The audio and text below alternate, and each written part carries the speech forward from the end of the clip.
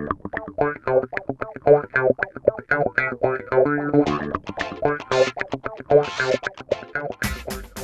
this video, we're going to talk about night photography.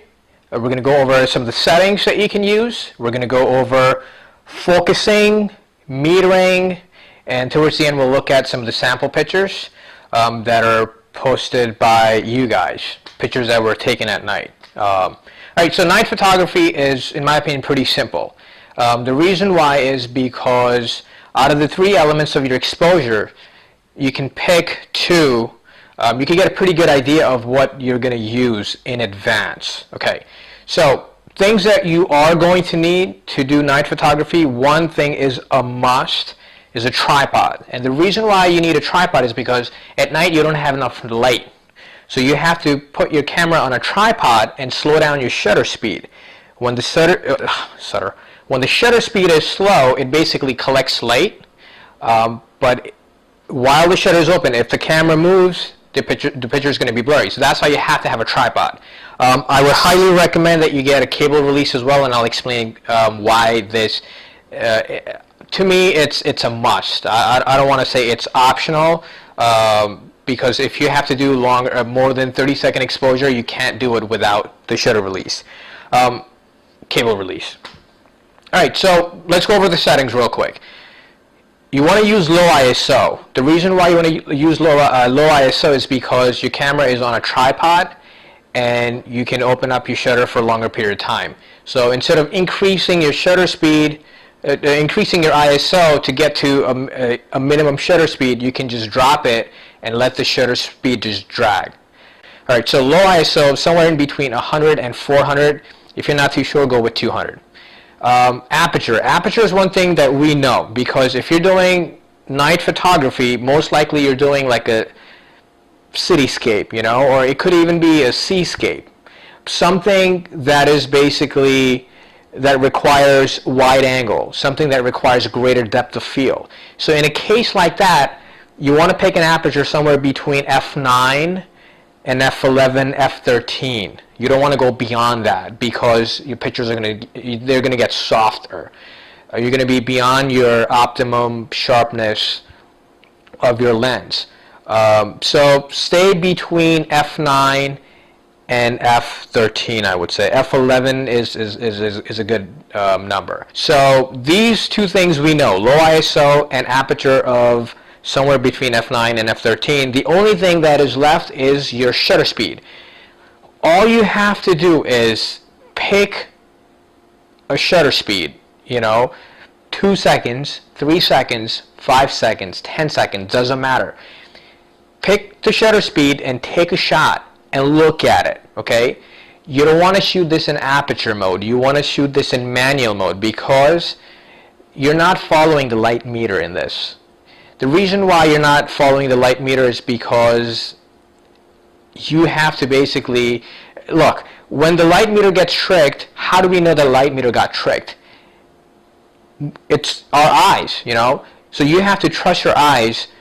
Whenever the light meter is getting tricked, we know right away that it's getting tricked. So instead of shooting in aperture, shoot in manual and go with the exposure that you want instead of following what the light meter is telling you. So most likely your light meter is going to say that your picture is going to be underexposed. So ignore that.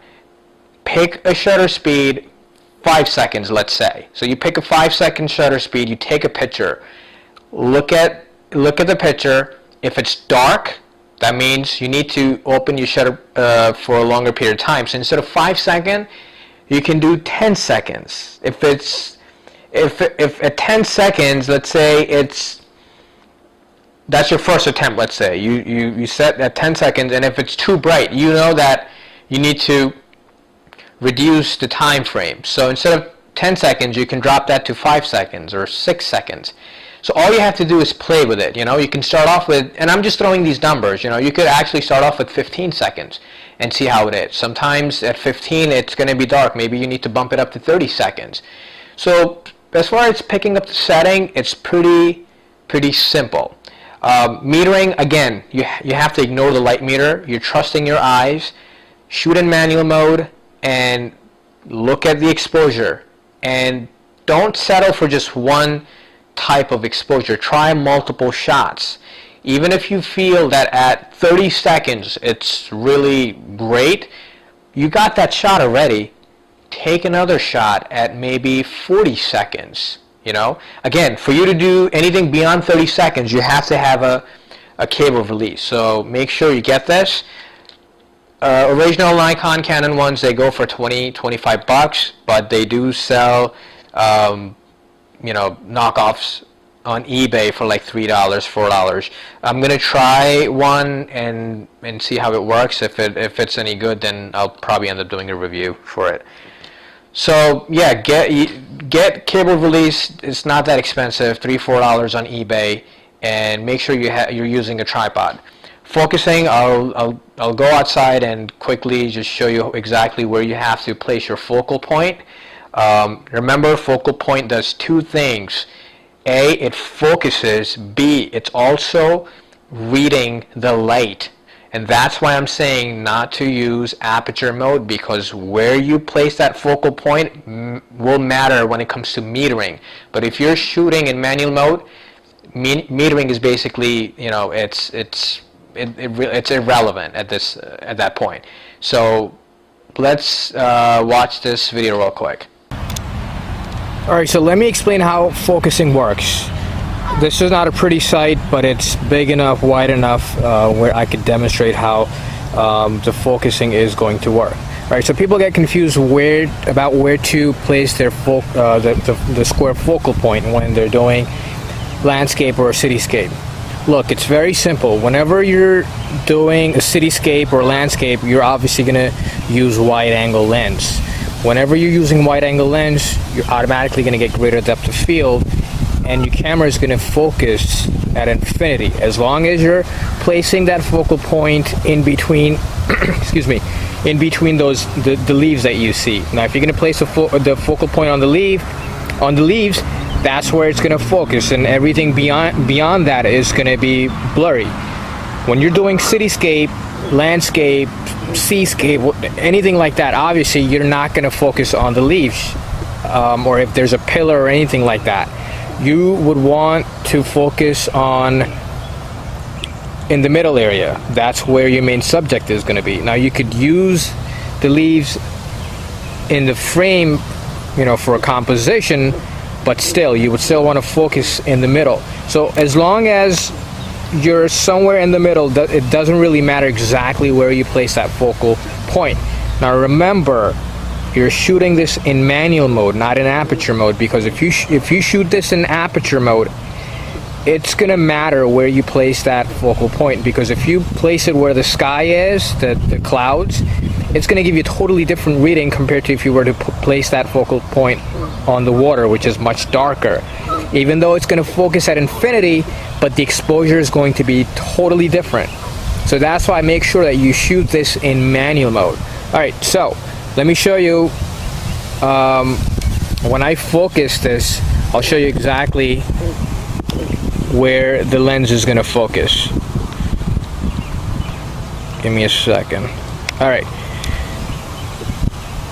so my focal point is, it's not exactly in the middle, but it's somewhere between those leaves.